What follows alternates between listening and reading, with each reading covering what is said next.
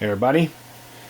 Well, of course, computers are primarily what I work on in this room here. On occasion, I do work on other things as well. So here we have this piece of 1990s technology. It's a little stereo system. Has a built-in CD player, tape player, and an FM/AM tuner. The reason why it's here is because they were needing to have the CD player looked at because it was not playing. You would load CDs into it and you wouldn't hear any sound. So essentially what I ended up doing was I ended up cleaning the laser lens with the combination of using my laser lens cleaner CD and also using isopropyl alcohol and a Q-tip. That's what ultimately got this thing working. But what's interesting about this piece of 1990s technology is the CD player. No, it's not your typical CD player. So you can see right here it says it is a CD changer. This is a Panasonic RX-DS750 portable stereo component CD system. So you can see right there. So you look at the top of this thing, you might think, oh, you can put 2 CDs in this thing. Well, actually, it's a 3 CD changer system. Now, of course, I don't have 3 CDs, but I do have some DVDs kicking around. So I can load this thing up full of disc to sort of demonstrate how this works. So right now we have nothing in it. And over here you have your CD storage area, where you can store up to 3 CDs, I do believe.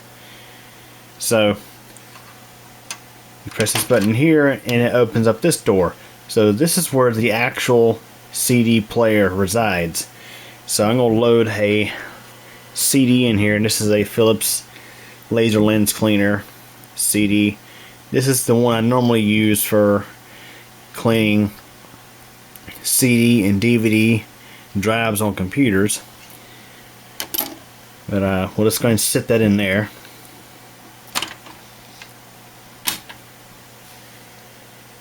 So right now it is set up as disc 1, and I think what's on this CD is friendly for YouTube. I don't think it's copyrighted music.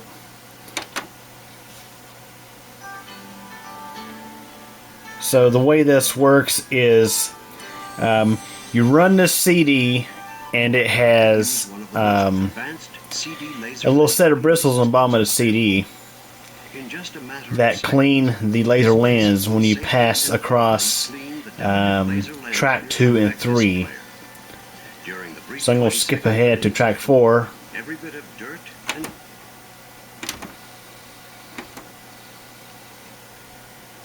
The laser lens cleaning process is now concluded. So, to maintain your CD player's highest sound quality, as you can hear, it's working fine now. As mentioned, when I got it, it wasn't working at all. I mean, you would see the CD spin, but that's all it would do. But here's what's interesting. So, I'm going to grab a second CD, which is another one of the laser lens cleaner CDs. And we're going to drop it in here. We'll just set it in just like that. Now I'm going to press disc 2. Now watch what happens here.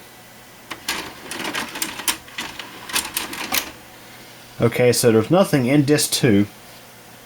So let's press disc 3.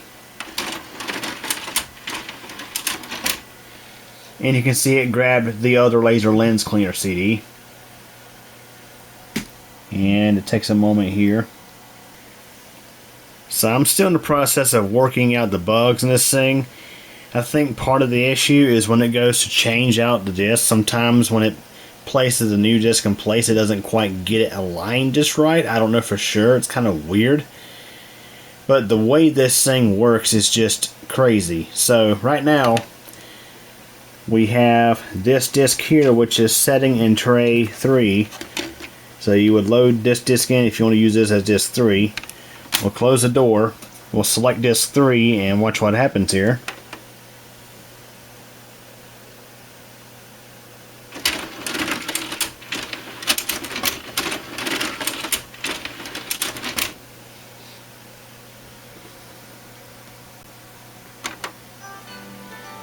So it's working better now than it was before.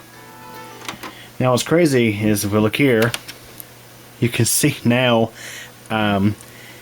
disc 1 is now sitting inside here, and we can't even get it out. So it's kind of a little process of getting all the CDs out of this thing. So one way you can do it is you could just select the particular disc, like disc 1, disc 2, disc 3, let it load it over here, and then you can take it out. It's a really bizarre kind of setup.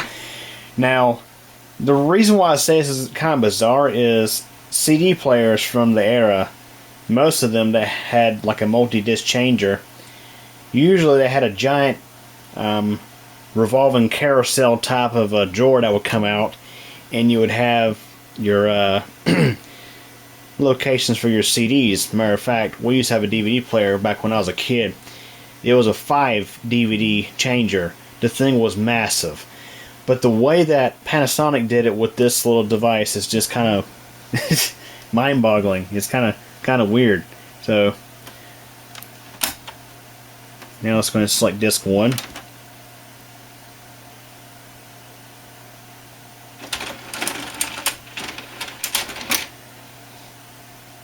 Let's see if it plays.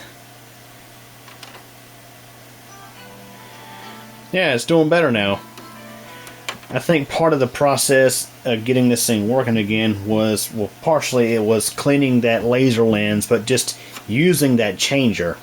So for example, I don't have any other CDs. Now of course if I did, they would have copyrighted music, which I can't play here on the channel, but for example, let's go ahead and get all the CDs out of this thing. In that way you can see how this thing kind of works. So as you can see, for the storage tray, you just press this little button here and this opens up. Now this one, you actually got to press this button here, which is tied into the electronics of the CD player.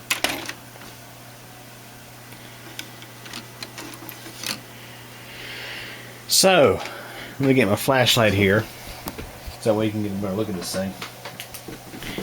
So you can see here we have the motor and laser lens. Now if I close this up, and of course it has no CD in it, but we'll demonstrate how the changer works. So I'll press disc 2 and watch what happens here. You'll see this thing actually has like 3 different trays in it. If I press 3,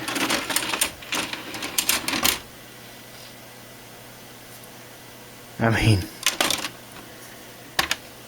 it's rather interesting how this works. So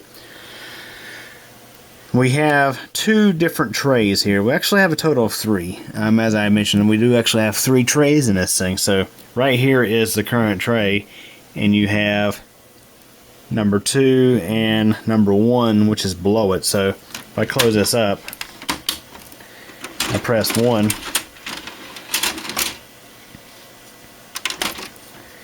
you can see now we have 1. So I have to say, it's a very sophisticated piece of 1990s technology.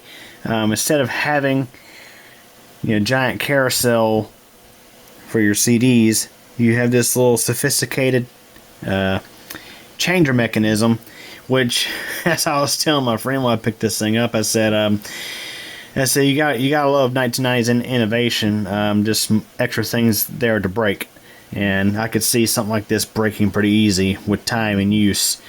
But I think it's interesting though. So, for example, let's go ahead and load in a couple of different things. Well, we'll do the laser lens cleaner disc. We'll stick that in number 3. And let's get a couple of other things. Now, of course, what I'm about to grab are items that you cannot actually play in this, but obviously a DVD is the same size as a CD. So we got this DVD here. We're just going to stick that in number 1. And now if we want to select 3,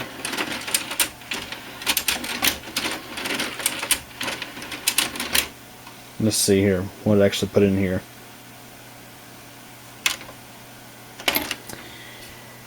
Yep, there's 3. So now tray 2 is available. So let's stick this Bruce Almighty DVD in there. Again, this is just to sort of demonstrate the changer mechanism in action. So now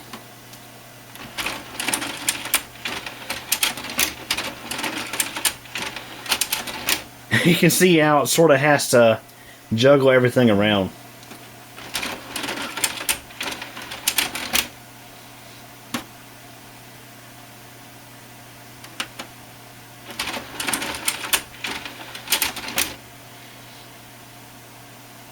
Tell you what, boys and girls, you just gotta love it.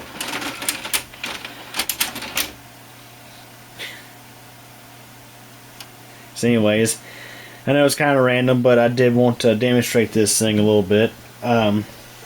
Like I mentioned, it wasn't playing disc, and I think it was just a simple matter of really needing to clean out the laser lens and just use the changer mechanism a little bit, make it move around and do stuff, and I think that sort of helped things out a little bit. So as you can see, the process of getting disc out of this thing is a little kind of funky. So right now you have to look at it and see that over here, and it's hard to see, we got 2 over here and we got 1 over here, so we got to close this door and press 3.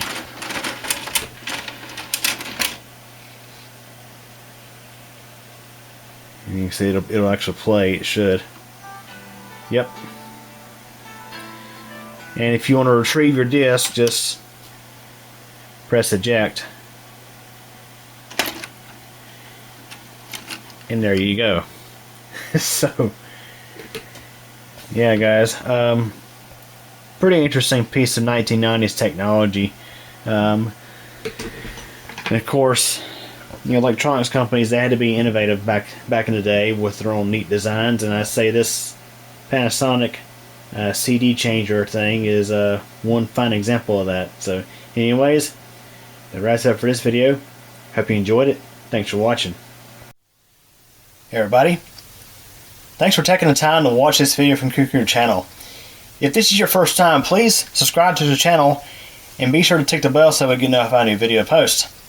Please like this video if you enjoyed it, leave a comment, and share this video as well as the channel with your friends and get the word out. Also, I have a second channel, that's CubeComp MTDX. Over there you'll find videos about thunderstorms and weather, cycling, and videos about me personally. Feel free to subscribe over there as well if you like. Again, I really hope you enjoyed this video, and thank you so much for your support.